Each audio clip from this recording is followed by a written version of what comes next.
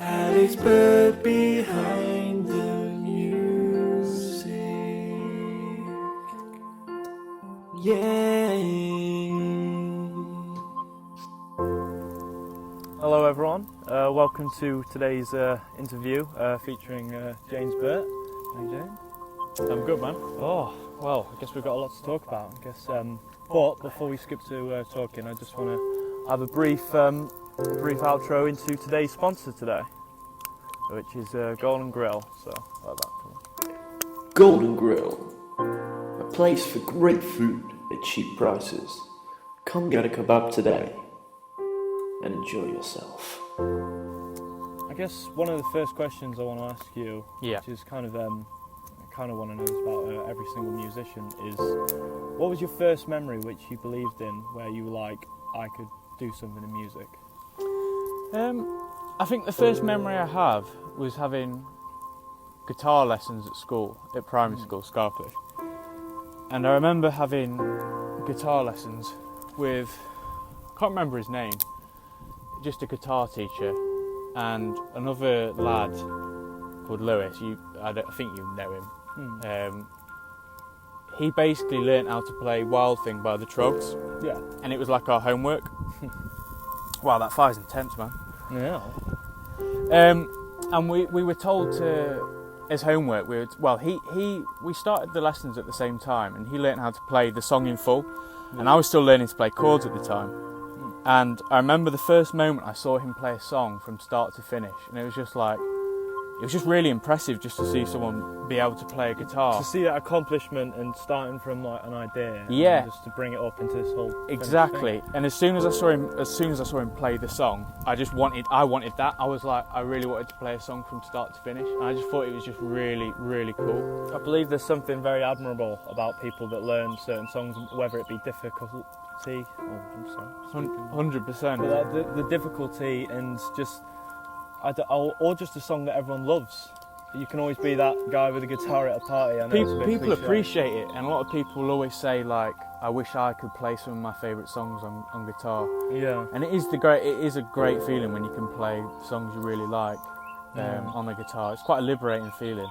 Oh, without a doubt, I do believe that it's just it's that sense of accomplishment of completing something almost. 100%. Like a task. Yeah. And I think so. You started on the guitar. Yes. Is that your main focus of writing a song, babe? Is a structure. On the guitar. Yeah. Do you write most of your songs on the guitar? I certainly used to write songs on a guitar because it was the instrument I felt most comfortable with. Yeah. So you were familiar with how to kind of create your own thing. I was familiar with the setup of a guitar. Yeah. So when we first got a Mac for Christmas and we got a MIDI keyboard, it was new. It was so alien, like all these sounds on Logic. Obviously, there was different synth sounds, and just being able to experiment with different sounds other than a guitar. And I'll always respect the guitar and what I've wrote on it, but just having this new kind of palette of sounds on Logic, it was really inspiring for the first time, just seeing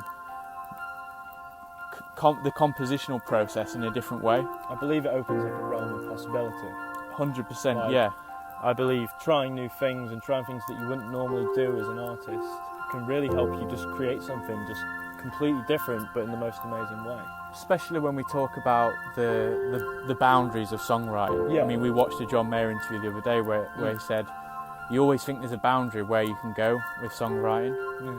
Whereas it was like when I was discovering these sounds on Logic, it was like the boundary's not just guitar. I can take this further. I can recreate songs that I really like from the 80s, and I didn't even realise I had an appreciation for the 80s. Yeah. And then I looked back and I was like, all the songs that I really liked were from that time period. So what helped you gain a more connection with 80s music? What helped? Because I've realised that most of your music that you compose is very 80s influence. You couldn't say it. Yeah. And why do you believe that? Why do you believe that? I think with the 80s thing, there's a big nostalgia. Yeah. A lot of people say 80s music's so nostalgic, and I've always wondered why. I don't really understand, because particularly there's people who are my age including myself, Yeah. that will say 80s music sounds so nostalgic, but I wasn't alive at the time, Yeah. so it's confusing. It's weird to not live in a time period but be so influenced on music today. Even just new artists are still creating like a new different turn on 80s, but they're still creating it as 80s influence. 100%. And the interesting thing is, I look back at all my songs and they're always quite melancholy, they're always quite reflective of past times, and I think that's what I get out of 80s is the music sounds so nostalgic and it sounds like it's from a previous time. Yeah. It just sounds like it's melancholy, and I like that kind of vibe with music, for definite.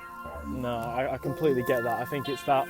I think there's something it's got a very anthemic feel to it with 80s music. I don't know whether it be the choice of synths or just how it was composed, but I think things were just a lot more. You could consider it like being very like joyous in the 80s. 100%. I mean, I think a lot of people want to recreate that because it was a very good era. If it wasn't a good era, I don't think people would be trying to recreate it, but it clearly has. It's definitely shown influences through other artists. Yeah. Artists like getting inspired by what they listened to as a kid or what their dad listened to can have a massive like impact on you. I believe that like, our music taste has definitely differed if it wasn't for our dad playing music.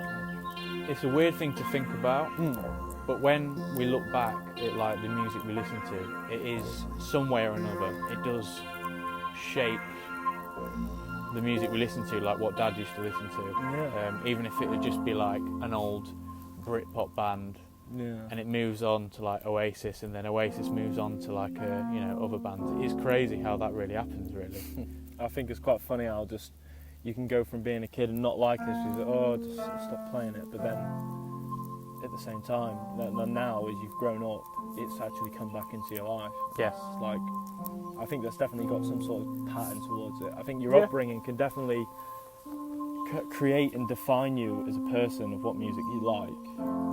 I think you can be brought up to like a certain type of music or just be based on certain things or whatever is like popular at the time, instead of just kind of liking music and liking all music. I agree with that. That's deep. It's so true. I think just people's upbringing in general doesn't just affect their music choices. I think it can affect personalities.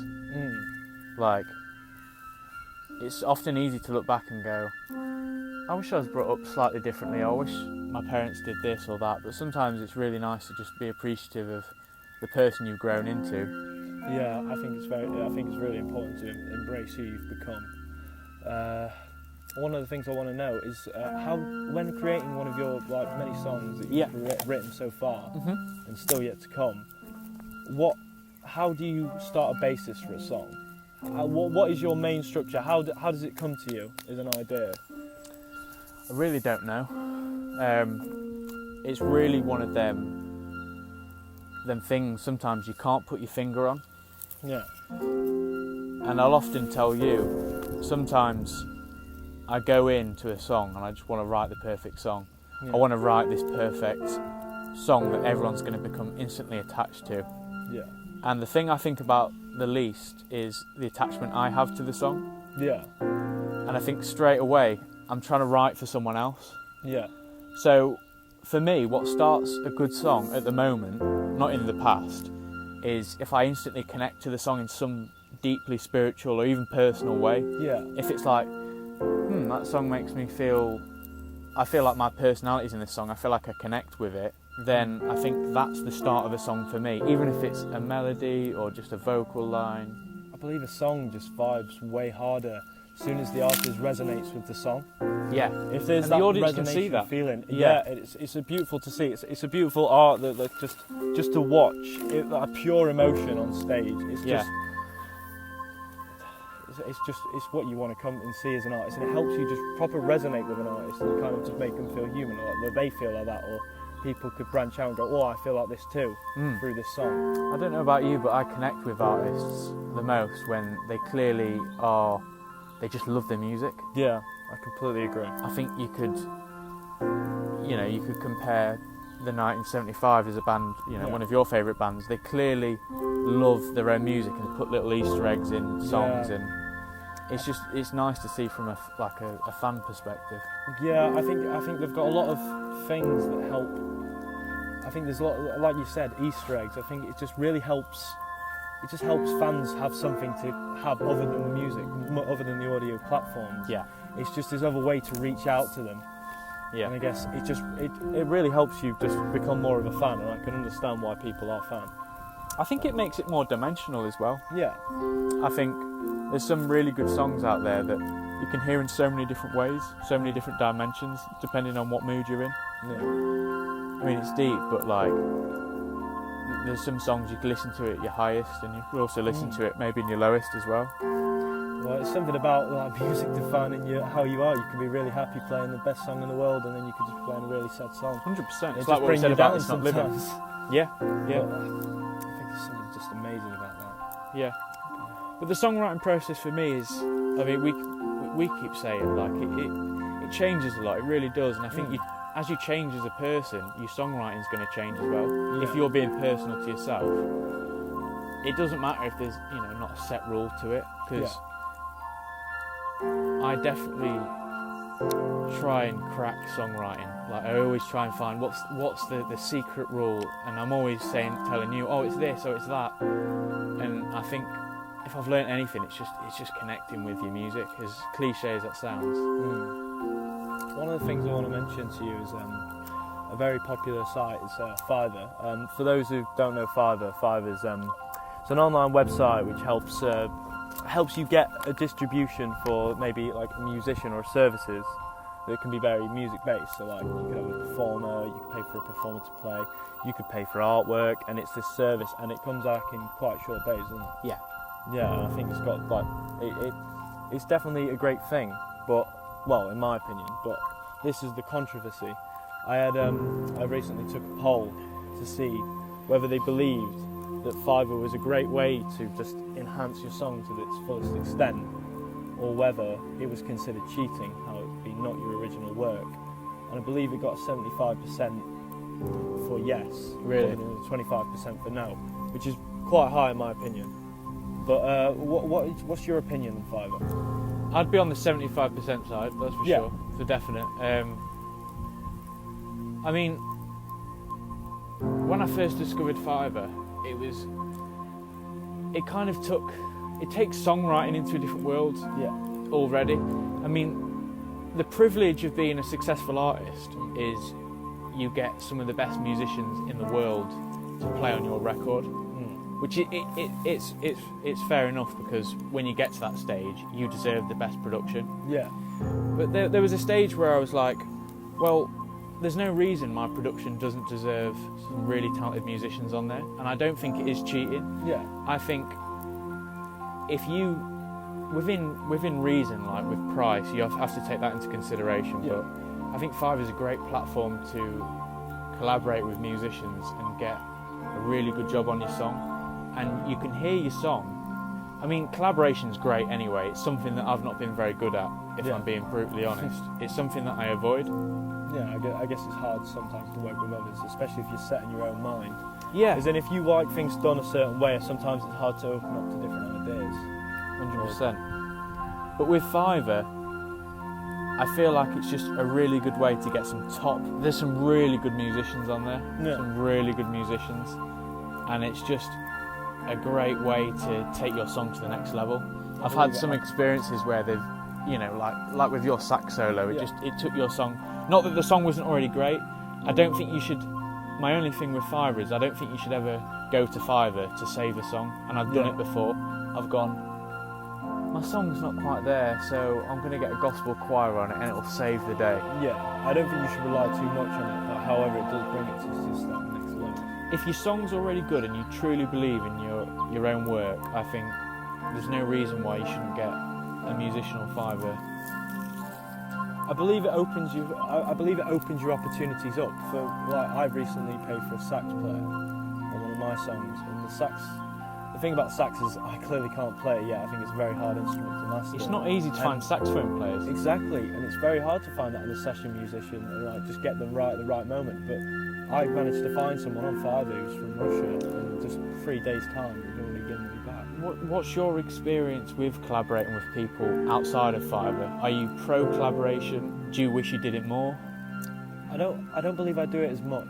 I wish I did it a bit more because I've not really. What had do you that think? proper What do you time. think hinders you from wanting to collaborate? And we all do it. We all back off sometimes and go, "This is my work. It's personal." What do you think stands in the way as a barrier for you to collaborate with another musician? I think sometimes it's the whole doing it yourself. I feel like there's a little bit of that kind of human feeling for me. I don't know what. Is it a sense of pride when you can do a song by yourself? Yeah, I think it's just being reliant on yourself or sometimes. However, I've created some of the best music I can make with the help of others. With the help of others, just kind of extending it. Oh, sorry. It's really. Yeah. Oh, ow. Sorry. That's cool, man. So, but I believe it's collaborative work. I'd like to focus on it a little bit more than I already have. Yeah. I've not been the most collaborative, but I believe it's just working well with others. They can really just help you see things that you can't see yourself as an artist. And sometimes it can help them when they're collaborating with you as well. Yeah. It's an important part of a musician's journey, and I'll admit sometimes it's something it is easy to avoid. And I think for me personally, it's a case of, well, it's my music, so no one else understands. And sometimes I couldn't be further away from the truth. But yeah, I think collaboration should be embraced by more musicians. Agree. I think there's a lot of editing you can do with a song. I think there's a lot of the things that you could or can't do, and I think one of an amazing quote I've ever heard is "Songs never fully finished." Yeah, and it's quite one of them things. Sometimes the best songs can be just a guitar and a vocal. Yeah. Sometimes people believe that just more instruments do the better, but that's not necessarily true. It's not. It's all open to interpretation. So, what I want to talk about is one of your songs. As in, I want to get more deeper into this now. Yeah. I think we've talked to songs in general, but now I want to talk about your songs. It's a bit more important. I want to talk about "Sing That Song." Yeah. I believe it's such a classic. Thanks, man. I think there's something about it just has that joyous feel to it, and I think it's something that you can just sing in your cars. You remember it very easily by the end of the song. It's just an amazing kind of feeling. Thank you, mate. What do you have to say about that? I think that's exactly what I wanted to achieve, by the way. Yeah. Straight away, I wanted it to be a song that people kind of get a sense of euphoria from, because that's what the message is. And it's interesting how you say the thing about the car as well. Like, I always see that as like a song that you'd sing in the car with someone. Yeah. Because the chorus of that song is, every time I close my eyes, I think of you as you walk on by. I love the sound of the way you sing that song. And to me that means when you love someone or care about someone that much, they might not have the greatest singing voice in the world. They really might not. But it's that feeling of, I don't care, I love the way she sings because I love her that much. And that's it's the car thing again. It's someone in a car singing on the top of their voice. Might not be the greatest singer in the world, but it's still that kind of idea that, you know what, I like this person that much. I just love the way they sing, and I love the sound of the way they sing that song. So that for me is the kind of message I get from the song. It's a very beautiful theme, and it's definitely represented with very just warming lyrics, heartwarming. I believe it's just something about it that just creates this proper, just amazing feel. Thank you, mate. It's amazing. I really like the glockenspiel as well at the start. Yeah, I think it adds like a kind of innocent kind of, I don't know about you, but I associate glockenspiels with like being young as well. Yeah, I think it has definitely, it has that kind of wonder kind of feel to it. Exactly, I think exactly. To do with the glockenspiel. I think it just reminds you like, not to sound stupid, it kind of reminds you like stars and just kind of that. It really does, and there's lyrics about stars and the sky, and it really does give me that kind of vibe too. The music is definitely represented lyrically through how it is the choice of instruments. Yeah. Which is very clever. Thanks, man. I believe it's really cool. Yeah, I think that's all we have to talk about today. Alex Burt